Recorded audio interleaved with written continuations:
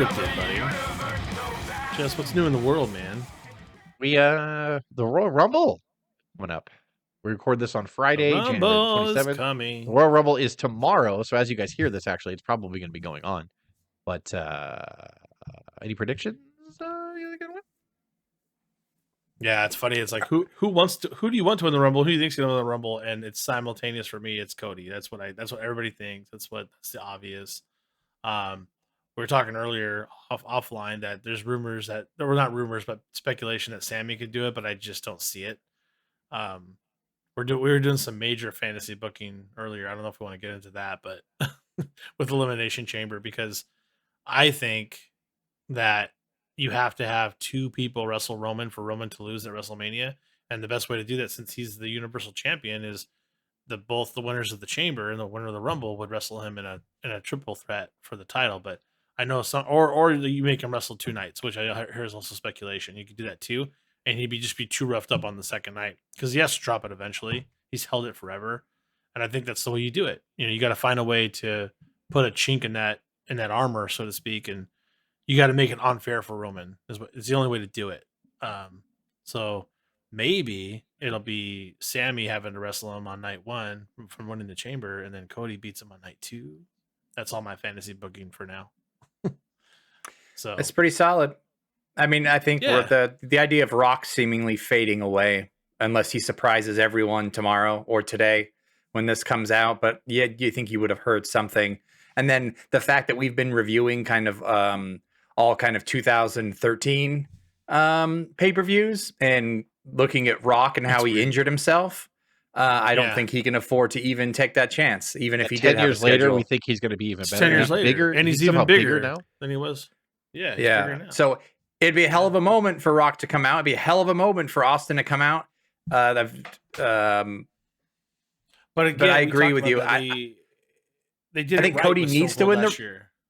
Yeah, I think Cody needs to win the Rumble. I don't think Sammy needs to win the Rumble to be in the main event. Yeah, I think there's more. I agree with that statement, and then I also think like why do wrestling fans insist on combining every storyline into one? Like, why can't we have the cool Sammy storyline over here, and then the cool Cody Rhodes legacy storyline over here, and then I'm not saying they can't intertwine at times. Sammy might cause a Roman to lose or something like that. But why can't you we don't have to totally interlink the stories? Yeah. Why do we always have to just have one good storyline and then not like anything else? Why can't we have several good storylines up and down the card? So not everything needs to be about the world title. Just because Sammy's over, why give him the world title? I'm not suggesting that as a career reward, he doesn't need the title. But listen, the Sammy character doesn't need to win the title. It could just be, He's like now they're kind of Jake the Snake. He doesn't need it right now. Yeah, like just let him be cool and be a fun character. And I'm not saying that he'll never win the world title. I'm just saying like right now, I think the Cody Rhodes thing is its own thing. If he wins the title, it'll have to be a briefcase. It'll be a Money in the Bank briefcase to do it. That's how Sammy's gonna have to do it. Yeah, and we could all be wrong about all of it. Like I don't know, but that's the cool thing is like there's a lot of different things. I think we all think Cody's probably the most cement thing, which I would not be disappointed. I want Cody to win the Rumble too. But I think his injury makes him even more over now. And he's gonna get a massive pop when he comes back. And so him and Seth will obviously face off at some point in the Rumble, and then Yeah. And by the way, we are 4 minutes in, and I'm sure people who are watching us on YouTube, are you going to give any explanation to why your photo of you shirtless is up? So this picture was taken of me about 6 to 8 months ago. So I had a procedure done to my nose to fix a deviated septum that I've had for a long time. So I have a bandage on my nose, I have gauze under my nose, and my nose is swollen twice its normal size. So I felt that I'm not very camera ready right now, but I wanted to still talk about wrestling and stuff. So I took a photo of myself I'm going to be fair, probably about 10 months ago it was taken outside. Yeah. I was just getting out of my car and like someone said, can I just capture you? Yeah. Yeah. It was like those YouTube things when someone walks by. Can I photograph you? Someone asked me that. I said, yeah. And then all the ones on IT I'm a professional photographer. Can I show you some of my work? I like to show those of you. So, Sure, so I just figured instead of showing everyone my swollen face, I would show me at my best. I would like to think everyone pictures you like doing this from a hospital room, like actually like with hooked up, and then you just have your Yeti microphone like in the hospital bed. It's hanging Stone over like Cold my comes bed in with right the now. bedpan. Perfect. Yeah. And he hits me. So I'll take advantage of this one. What? I told you. I told you that's a lot of it. I know you're gonna share some stuff, Jess, but there was one thing that came across my thread today I thought was hilarious. Did you hear that WWE had to drop the tag team name Banger Bros? Oh, did they? They had to drop. Yeah, can you guess why? Because of Bang Bros. It's awesome. Yeah, I guess it kind of stems back to WWF, right? Who coined it first, and apparently, it's funny. Like someone said, how did they not catch it? I'm like, oh, they knew the whole time. WWE knew what they were doing the whole time. They knew when they made that name up. Like how does nobody know that was? But they were going for Banger Bros, right? Because they do is bangers matches, but it's right? it's too close, I guess. I guess that's hilarious. Like, and then I heard I heard the plans was just to have interviews with random women in cars, like while the car's driving, and then they ixnayed that. I'm just kidding. That was and then it becomes a match. Yeah, that's what I heard. No. Yeah, then it becomes. They also have to stop saying grab the brass ring because of Brazzers. What? I'm just kidding. It's so funny. Like, what? You don't grab the brass ring that McMahon used to. Never mind. Stupid joke. So I wanted to talk maybe and make a majority about it. So it's made news a little bit over the last, and it's actually was announced about a year ago that the Great Muta, or Keiji Muto, is retiring, and he's announced it last February, and he's done a farewell tour that he calls a bye-bye tour, which is really funny. And his last match as the Great Muta happened was it 2 weeks ago or was last weekend? I don't remember. And he, Sting, and Darby Allin it was a 6-man match, and they won the match, and that was the last time we're ever going to see the Great Muta character. 2 weeks before that, he wrestled Shinsuke Nakamura. Both these matches took place for Pro Wrestling Noah in Japan, which is kind of like a smaller. It's not as big as New Japan Pro Wrestling, but it's like I don't know if Muta owns some of it or not. I could be totally wrong, but well, in New Japan and Noah did like second half of Wrestle Kingdom was a Noah versus New Japan card. Okay, and that match was on there, I think. Gotcha. Okay. Or he was in a 6-man as one of his last ones, which was Noah versus New Japan. Gotcha. Yeah. So the Shinsuke Nakamura, Shinsuke, it would end up defeating him. We talked about it last week. It was a cool creative ending. Shinsuke actually sucked the poison mist out of Muta's mouth and then spit it back in his face and hit him with his finisher and pinned him. But it was a good match for what Shinsuke could get out of the 60-year-old Great Muta. And I just said he won a 6-man. So his very last match ever as the Great Muta, he was victorious with Sting and Darby Allin last week. And then his last match, he will wrestle just as himself, just as he's been called Keiji Muto, the Black Ninja, the Great Muta. Everybody mostly knows him for Lone Wolf, Super Black Ninja, the Super Ninja. He's had a lot of different things. I think when he's not the Great Muta, which I'll talk about when they created the Great Muta and why the Great Muta was created. He's Kenji Muto, but like he'll be like the Black Ninja Kenji Muto or the White Ninja Kenji Muto. Like that's what he'll be. So he's really only been 2 personas, himself or he's been the Great Muta. And the real thing I want to share as well too.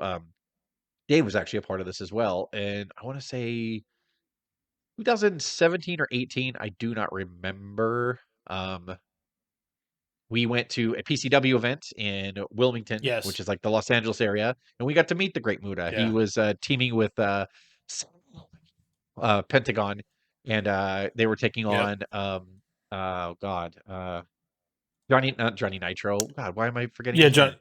It was John Morrison, but I can't remember what he was going. I think they called him something else. Like, they changed his name for whatever. Yeah, they call him a different thing for every promotion that he's in, and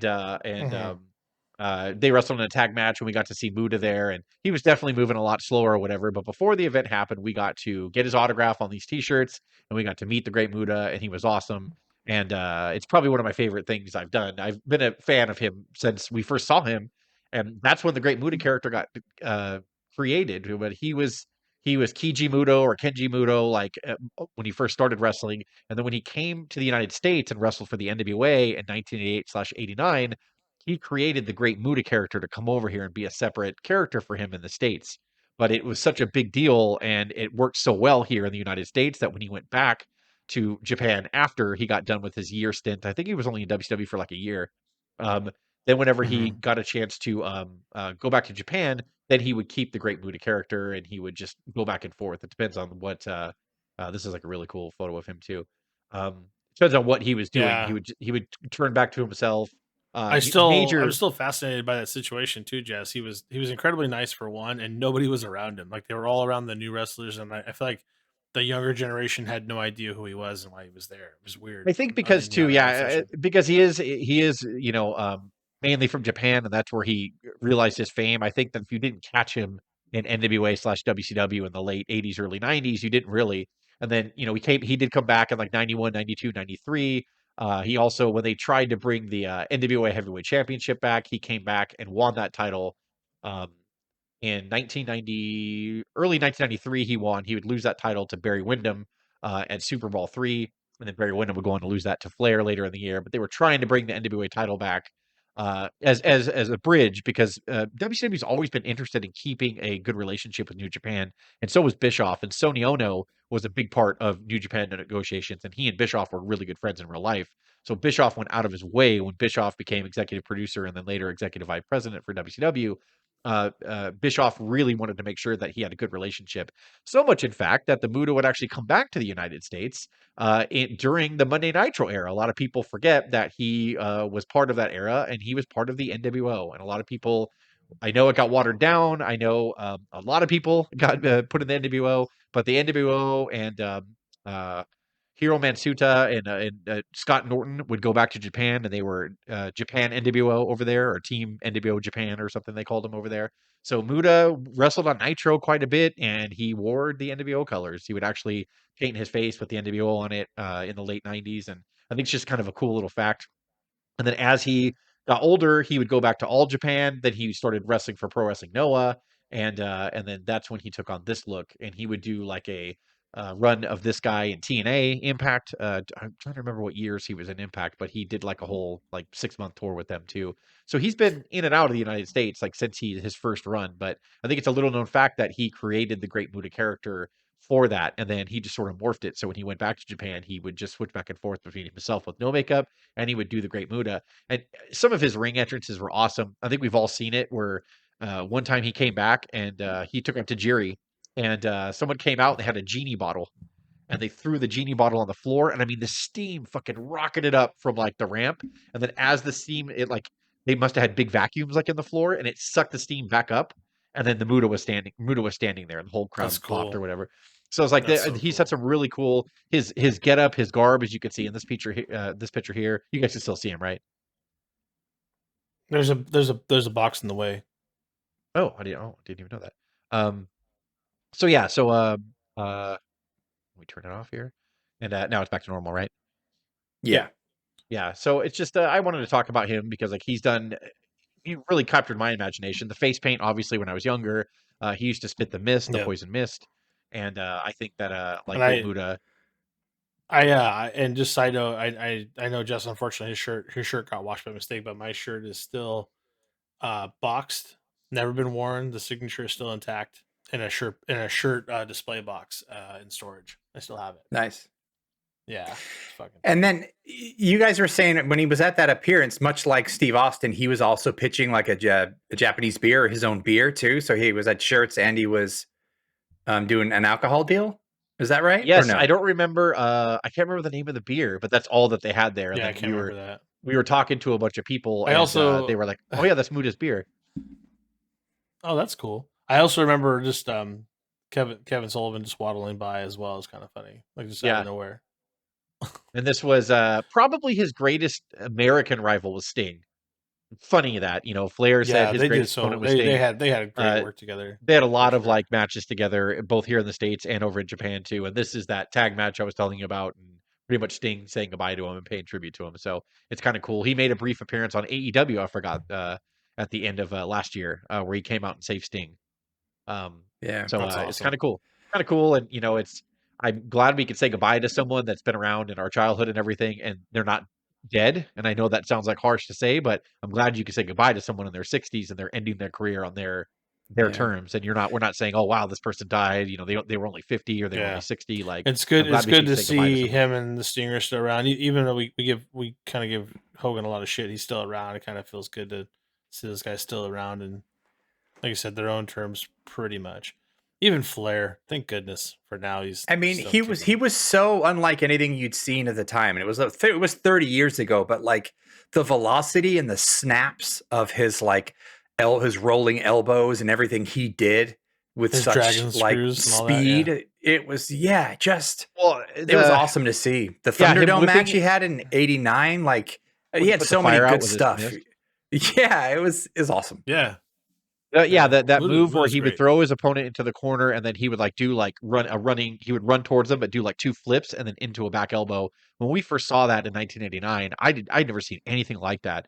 And then he would miss people. He did the quick snapping elbow way before the people's elbow. Yeah. Like he did this quick snapping elbow that he would like set you up for, and he would casually like bounce off the ropes, but then he would rocket off the ropes and hit this elbow like so fast, and like, yeah, he was awesome. Yeah. And he used to call it like the greatest moonsault ever is what he used to. I know Christopher Daniels used to call that his move too. But Muda was known as doing like the best and prettiest moonsault. He would just slam his opponent and just walk up to the top rope. You watch some. Yeah, you watch some. You go back and watch some of those. I mean, they're fantastic layouts, is what they are. I mean, they're just layouts that don't complete, and you just kill somebody on the front of the moonsault. I hate to keep going back to that live event, but I just talking about how nice Muda was. At first, like just like I'm not gonna get a shirt from these guys. Like it's just expensive. I was like, and then just like I think that's Muda over there. We couldn't tell because you never seen Muda without his face paint, and we just looked and we saw the shirts. He was just kind of sitting there, and I'm like, Jess, I'm gonna buy a shirt. You want me to buy you a shirt? I think I bought the shirt for both of us. I think. And he's like, yeah. So let's just buy one. And we just, you're paying him directly. He's like, oh. He's like, okay, great. He's like, do you want me to sign? And we're like, oh, you're gonna sign him? I'm like, hell yeah. And he's like, okay, you stretch them so they sign really good. So he had to stretch them, and then he signed them, and then he's like, do you want a picture? Wow. I'm like, you're gonna give us a picture too? I'm like, damn. So he was really, really kind about the whole thing. So after I realized what we were getting for those shirts, I think it was so worth it to buy the shirts. He didn't want $125 like Undertaker, right? Last year, he did. Yeah, that's the thing. I think it was like 30 or 35 a shirt. It wasn't outrageous. And then he gave us a picture and signed both of them. I was like, oh, that's more than worth it. So super kind, very and me and Jess told him like several times how we were just honored to meet him, and he was very respectful and just incredibly nice guy. So it's just that's my story about Muda, and I got to do that with Jess. It was a lot of fun in Los Angeles, and then we got to see him wrestle after that, and that was tough because he couldn't do the things he used to do, but he still was. And his mask also popped off in the ring, Craig. I don't know. His mask fell off, but he picked it up and he laughed and stuck his tongue out at us. He laughed on it. We all had a laugh. It felt very home-like. He put it back on. They went back to work. It was cool. He just laughed. He was like, ha ha ha. Did he put it back on? It was cool. and he definitely, that was like what, 4 or 5 years ago. He had a hard time moving then, so I'm really glad that Shinsuke got a really good match out of him. I heard the 6-man through it for us, man. Yeah, the 6-man match was really good, and like it's was really he's just cool. One of our favorites going away. We're getting too old. And that event was also so cool. At the end of that match, when the champion that won that match with Muda, Van Dam came out to challenge him. Right. Oh, that's right. I forgot that Van Dam came out. Yeah. Van Dam came out to challenge him in the show for the next event. So they built the next event with Van Dam to challenge the champion to sell tickets. I'm like, that was pretty smart. So it was cool. It was a great time in Los Angeles. Lots of good memories there. Yeah. So goodbye, Muda. Thanks, for everything that you did. Thanks, so we still got one more match, February 22nd, I believe. It's going to be at the Tokyo Dome, if I'm read it correctly as well. So it's a fitting end to him. That's kind of where he started. And he was one of those guys. He like I said before, he was New Japan. He was All Japan. He was Noah. He was G1. He came over here to the States. The only promotion he never wrestled for was Vince, WWF, and I think that was a calculated thing. I think Vince always liked to tie people down. And I think, WCW was always a little bit open. Okay, you want to be here for 6 months? That's cool. Let you go, because he lived in Japan, so I think he was famous in Japan, so he wanted obviously to go there and make the most money. Plus, you take a little more realism into WCW. WWE was that bubblegum, rock and wrestling, bigger than life comic book, and that's not what Buddha was about at all. I don't think it would have fit in, I mean, So, he's he's Masahiro Chono. He faced Tatsumi Yeah. Fujinami. He faced Hogan in Japan. yeah. He faced Sting in Japan. Yeah. Like he's been in there with everybody. He's been in there with Flair. He's been in there with Funk. He's been in there like with Luger. He's been there with God, I mean, there's Yeah. don't even have WWF to does name not it. have a WWF does not have a good track record of doing any justice to any Japanese homegrown wrestlers. They've almost destroyed, and even Shinsuke. Like watching highlights of Shinsuke and Muda, he's looked better than he has almost this entire run with WWF. So from Hakushi to Tajiri to they've not got maybe Asuka, but like Hopefully not a great track record that changes Craig, but you're right. and his name wouldn't have been Muda. It would have been whatever the Great Dragon or some stupid thing would have been the image. Yeah. So yeah. Hey, Yeah, so I'm glad because Dragon. Vince just didn't know what to do, and he, especially like a foreign entity, he would just be like, "Well, we got to dress him up," because Vince would have liked him. You got to figure Vince. They want to break him down. He wants to break him down and make him his own. He wants to make it his own that he can own. He's got to own it, and I get it. You got to own the IP of everybody. You got to own the trademark. So, and then he just, I think that'll change though, Craig. The way he reinvented himself, he's like kind of like the Japanese version of Chris Jericho over here. Like he would change his gimmick a little bit. Like when he physically started breaking down, he would start incorporating the mist into more. Like he would use the mist as like counter moves in matches when the ref wasn't looking. Like somebody would whip him for the corner. Like there was one where he got whipped in for the Stinger Splash, and as Sting's coming in for the Stinger Splash, he missed him in the face, and the ref, I don't know, like looking at the ref, and Sting has blue shit all over him. But it's just fun. That's like awesome. like he did one where he was forced to take on El Gigante in Japan, and he stunned El Gigante. He goes outside the ring, he gets the chair, opens up the chair, sets it up, gets up on the chair, and looks at El Gigante and missed him right in the face, and the whole crowd went fucking insane. Like it was just so funny. Like he had so much charisma and so much character. Muda did, and awesome. He faced the Big Show on Monday Nitro one time, where Big Show picked him up for a chokeslam and he missed him in the face, and then the NWO comes in and beats up the Big Show. It was a famous spot. So there's a lot of cool stuff that he did. He had a little thing with Vampiro when towards WCW's dying days. He was wrestled with Vampiro a little bit too. So Muda's been around a long time. He'll wrestle just about anybody if it's safe, Speaking of a long time, a dirty little secret around here is that Dave has never seen an episode of Dynamite live, and Dave actually saw his first episode of Dynamite this past week, and I would love to hear his unvarnished thoughts on his first episode. It's our worst show ever. I had seen some matches that were kind of like in the past when they first started, and I'll tell you, I feel like the production has doubled in how good it is. Like just the lighting, the work on it that they've done. They're bringing the records back up. I noticed too, which I think is kind of cool. It's very. I wish they would hold on a little bit longer to keep that sense of realism. The matches are. Come on, man! Every match is amazing. There are some spots, like I saw Bryan Danielson, and he's on the wrap up, and that match was just insane. It was so good. I can't remember the name of the gentleman that he wrestled, but I feel like we saw that dude now. Brian Cage. He's jacked. Cage is awesome. Yeah, and he's great, and it was a really good match. But they played. I felt like they played the size as a real issue for Danielson to have to beat him, and they told that story, and that story would have been totally missed a lot of times in WWE. So there's things like that, those nuances I think that hardcore fans really like. And I really dug on that. I still got to go back and watch the main event. I didn't get a chance to see it.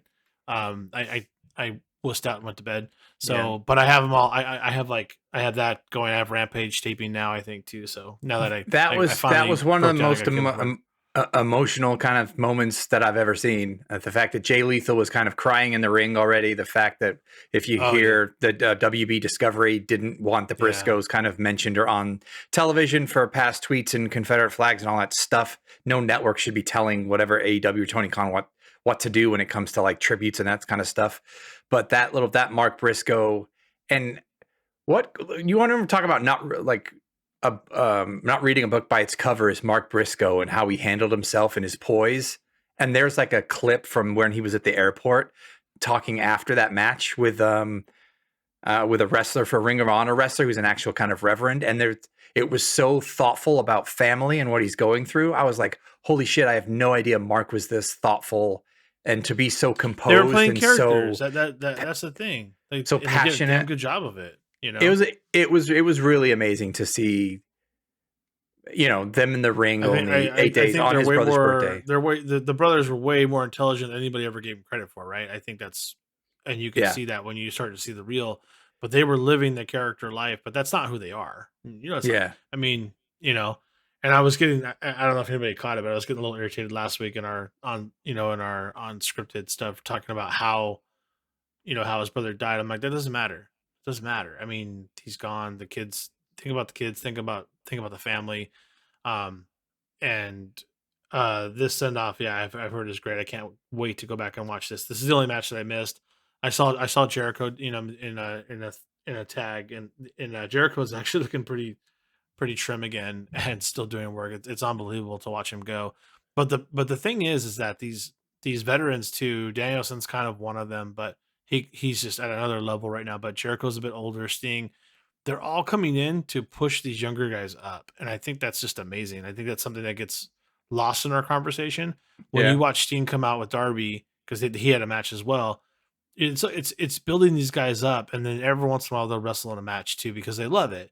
And Jericho's with all these, I hate to say they're just kids, and he's helping them build them up and helping them work. And,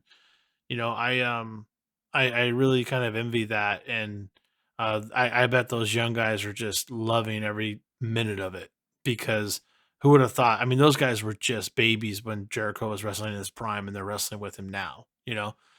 They gotta be. I feel like they're extremely lucky. If they don't feel like they're lucky, they damn well better start feeling like they're lucky.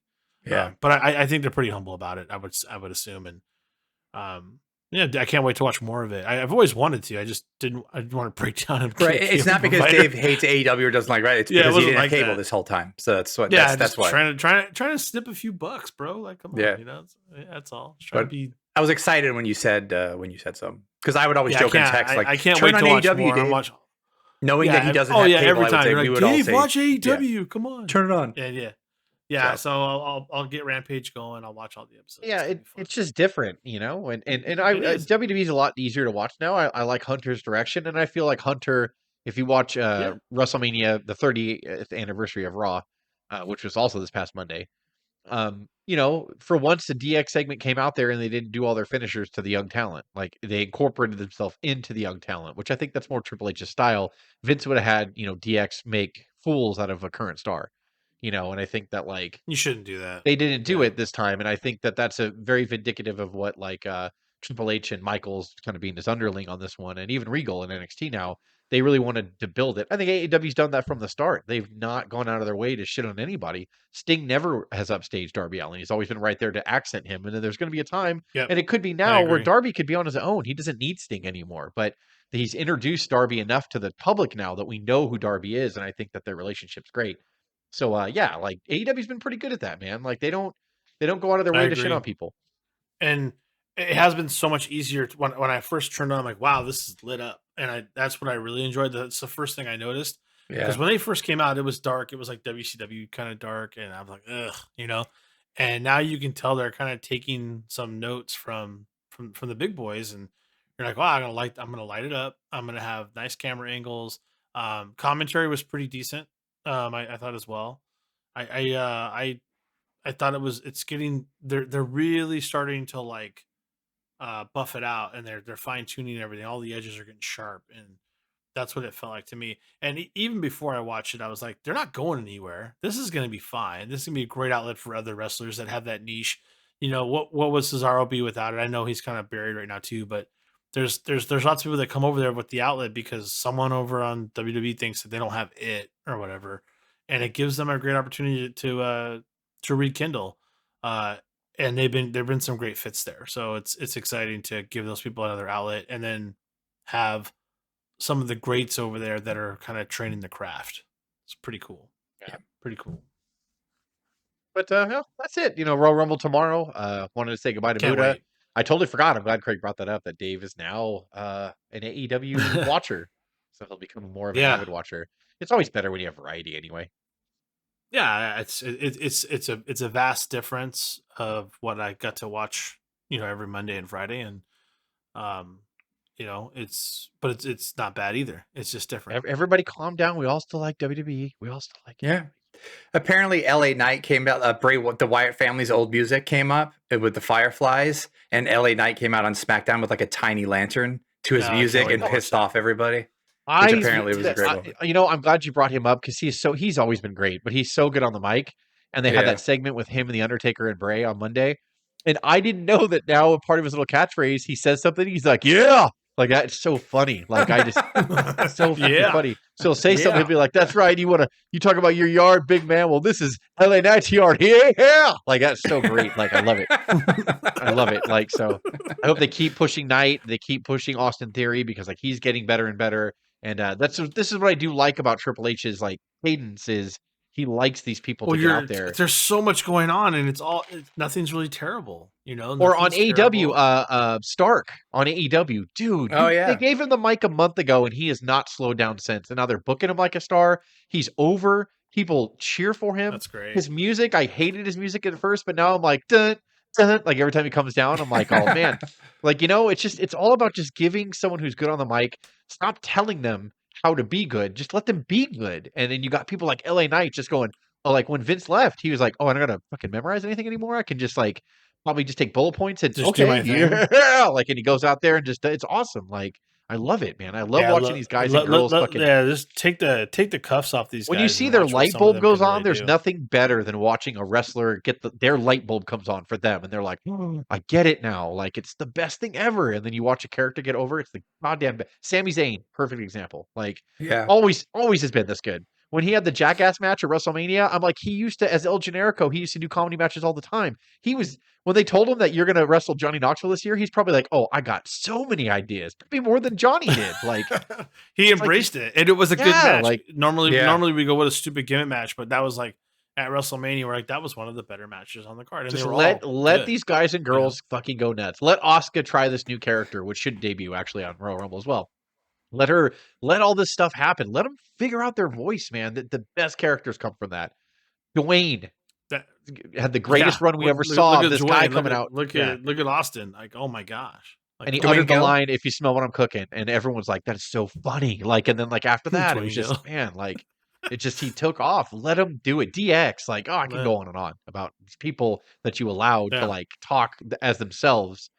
And then Triple H went like this to like this, and really it all. Like, do you think Jericho's made the list came from Vince? Nah, he kind of created that on his own. He had no problem telling Vince, "I'm going to do what I want to do what I want to do, and it's going to be good." And Vince is like, "Okay, because you know what, you those are some of the last ones that had the balls to say that before Vince really had his thumb on all of them, and now letting that release, you're going to see some really good TV. Just some fun stuff's going to come out of it. There's going to be some flubs too. It's okay. Yeah, there's going to be some poop. Like not everything's going to work, right? Some people are just destined to. But let them find their voice. To your point, yeah. I'm excited. I'm excited about everything, unless that old man tries to get involved again in creative. Then I'm going to lose.